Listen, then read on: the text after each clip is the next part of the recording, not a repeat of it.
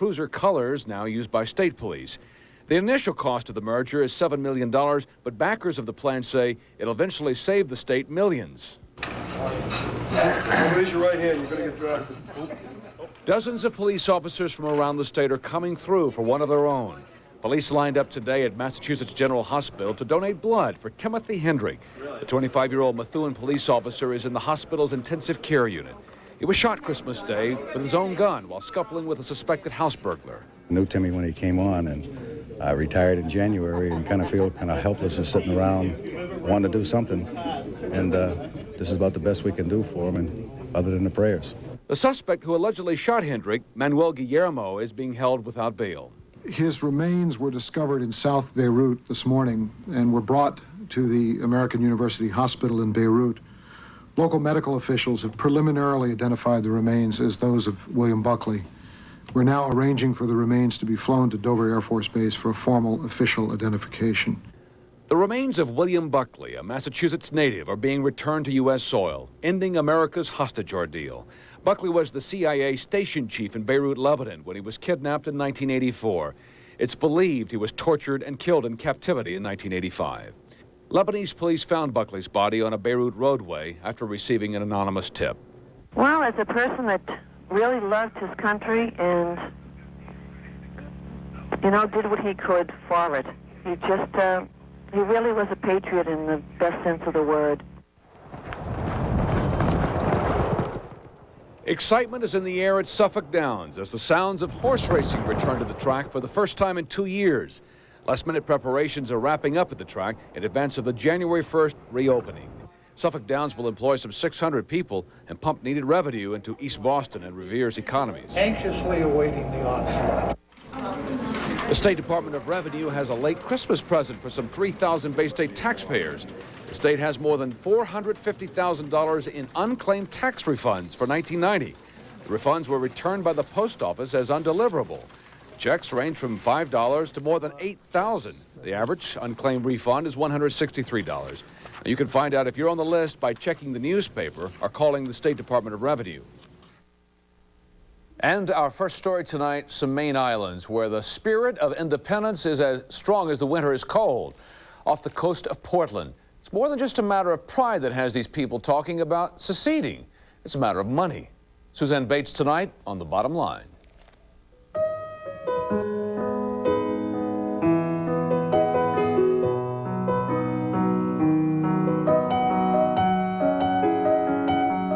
The serenity of the Casco Bay Islands. They lie off the coast of Portland, close to the city, yet a world away. This is what you call simple down east living, and that's the way they like it here. Holly Kessinger moved to the islands with her daughter to get away from the daily grind in Boston. Pat Gardner came here to retire. Most islanders live modestly, and many depend on the island's economy for survival. Gordon Griffin is a lobsterman. Dot Flynn drives a cab. The homey, uncomplicated lifestyle is what brings people in and keeps them here. But a dramatic increase in taxes now threatens this way of life. This recent revaluation has doubled our property taxes from approximately $2,400 a year to over $5,000 a year in one fell swoop, making it very likely that the house that we built with our own two hands to retire in, we're no longer going to be able to stay here.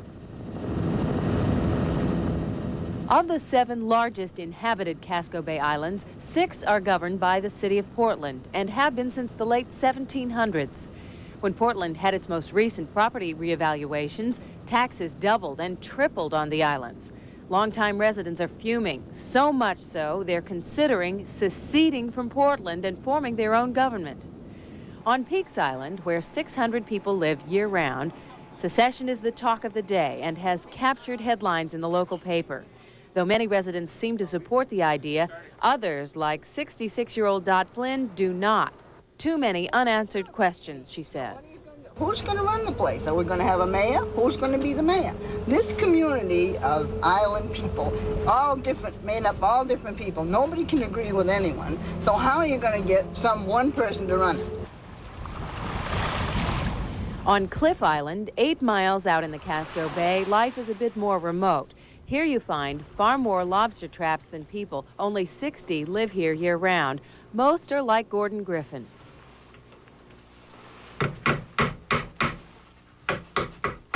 Griffin is a lobsterman. He was born and raised on Cliff Island and supports the idea of secession, if for nothing else than to preserve this little traditional fishing community.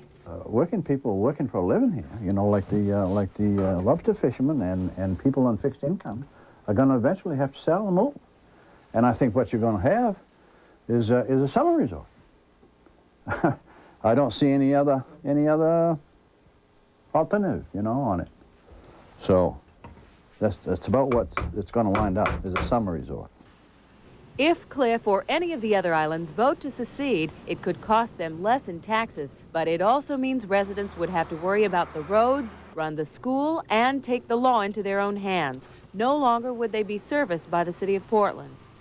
All that sounds like a lot for some islanders to swallow. Among them, Holly Kessinger, who moved to Cliff Island with her daughter 4 years ago. It's very difficult for this island and any small community to get together and do simple things. Something like this could be pretty dramatic, so that's what my fears are. They fear change, yet they fear what could happen if things remain the same. All islanders agree they don't want to see the Casco Bay turn into elitist summer communities for the wealthy, but they also don't want to see longtime friends and neighbors driven away, driven from the land they love. For the 7:30 report, I'm Suzanne Bates. Next November, residents of Peaks Island and Long Island will vote on whether to remain part of Portland or separate and form their own town. Cliff Island residents are expected to do the same. Coming up next, what's red, white, and blue and seen all over?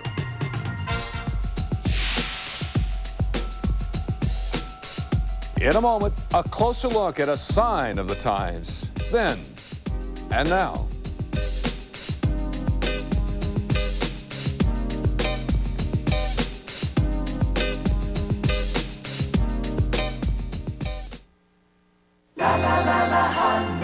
Leaving Cratchit? Off to buy my new Honda, Mr. Humbug. Scrooge. Be crazy buying a new Honda just after Christmas. Perhaps it would be crazy not to, Ebenezer.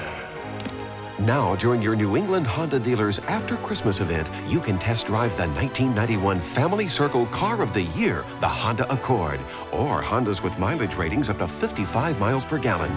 Great deals, eh, Ebenezer? Who the dickens are you, anyway? What's better than taking home a pound of Dunkin' Donuts world-famous coffee? Taking home 2 pounds of Dunkin' Donuts world-famous coffee for just $4.99. Where can you go to pick it out and pick it up when you need it now? Why, at Percy's, of course. We always carry hundreds of TVs, appliances, and audio and video in stock, so we have it when you need it. We've just received a new shipment of Pioneer CD player, platter type and vibration free. Buy it now and save. Percy's, saving you time and money. That's why we're called the Money Saver. Percy's, first on Gold Star Boulevard in Worcester. If you've been waiting and waiting for a great offer on a quality-built car or truck, your wait is over. Ford just announced the incredibly low finance rate of 2.9% on Escort, Aerostar, and F-Series. 2.9% means you can save thousands in finance charges and drastically reduce your monthly payments. Plus, no payments till March on F-Series and Escorts. So before you buy an import or any other car, see your New England Ford dealer. Because a finance rate this low won't wait.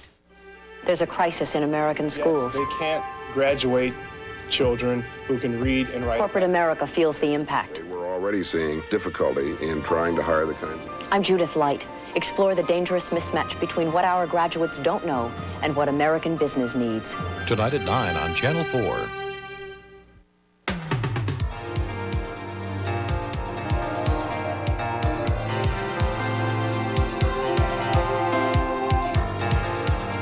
Tonight, a closer look at a familiar sight. It's the Citgo sign in Boston. And while it might be something you see every day, you've probably never seen it like this. Tonight, John Doherty goes to the top for a look at part of the skyline that has got Boston written all over it. It is indeed a landmark for Boston. The colors, red, white, and blue, are indeed pop art American neon. The cycling is almost hypnotic. You're pulled in almost like a heartbeat to the sign. The more you watch it, the more you want to see it. Atop the BU Bookstore Mall in Kenmore Square, the Citgo sign, with its bright colors and mesmerizing pattern. It can be seen for 30 miles. It becomes a mid-20th century icon of American commercial art. Arthur Krim is with the Society for Commercial Archaeology, a group concerned with preserving the roadside heritage of 20th century America. It's the last of probably 8 or so large Citgo signs that were built in the 1960s. It's the last one surviving of a giant neon spectacular. It started out as a green and white city service sign back in 1940, but in 1965 it was time to modernize. The company changed its name, its logo, and the sign. The red delta stands for company founder Henry L. Doherty. Everything with the sign went along just fine until the 1970s oil crisis. Citgo turned it off as an example of saving energy. By 1982, the sign was in disrepair, and Citgo decided it was time for the sign to go. As workers started to take it apart, the public rallied. There was enormous outcry to save the sign, and a court order halted the demolition. Was it a landmark? There was a hearing, and the city said no. It wasn't even 50 years old. But Citgo changed its corporate mind anyway and spared the sign.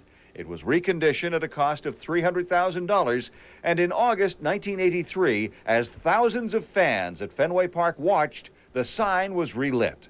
As large American neon signs go, it really is one of the great North American monuments of its type. There are very few that survive from this mid-20th century period. Turn it on! Martin Foley has been maintaining the Citgo sign for 27 years. I replace the neon as it's needed. Replace the burnt GTO, high-tension wire, transformers. We got flashing mechanism, the contacts, keep the flashes in sync. Here are the stats. The sign is 60 by 60 feet.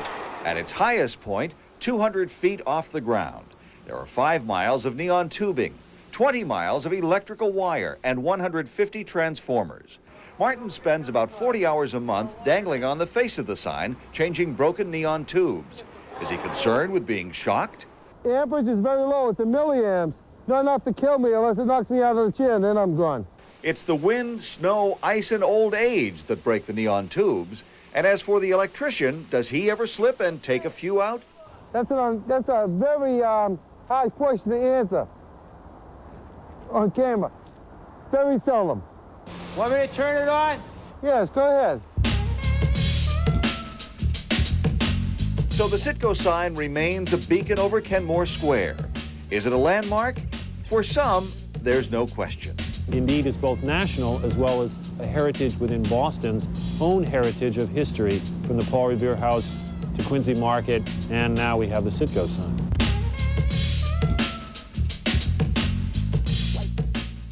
For the 7:30 report, I'm John Doherty.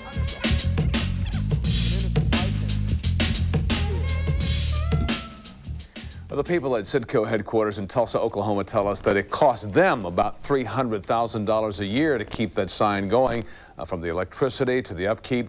We understand they're planning to paint it next year. Monday night at 7:30, a closer look at a remarkable man. Where others with no physical problems would almost certainly fail, this man without legs is able to reach new heights. Monday night, Joe Bergantino talks with someone who does not let extraordinary problems get in his way. He may be different, but do not call him disabled. Not necessarily disabled. I climb better than most people. I might beat you in tennis. Monday night, a closer look and a truly uplifting story. When we come back, your health and how doctors are helping alcoholics put down the bottle. Also, how General Motors is trying to get back on track. We'll show you next year's model. GM rolls out the red carpet, but will the Achieva live up to its name? And later on, why the box office wasn't so busy this year. The bestsellers on videotape. She's just being testy. Edward's our most eligible bachelor. Everybody is trying to land him. Well, I'm not trying to land him. I'm just using him for sex. During holiday savings time, your Hyundai dealer's making great deals on the all-new Elantra. It's got high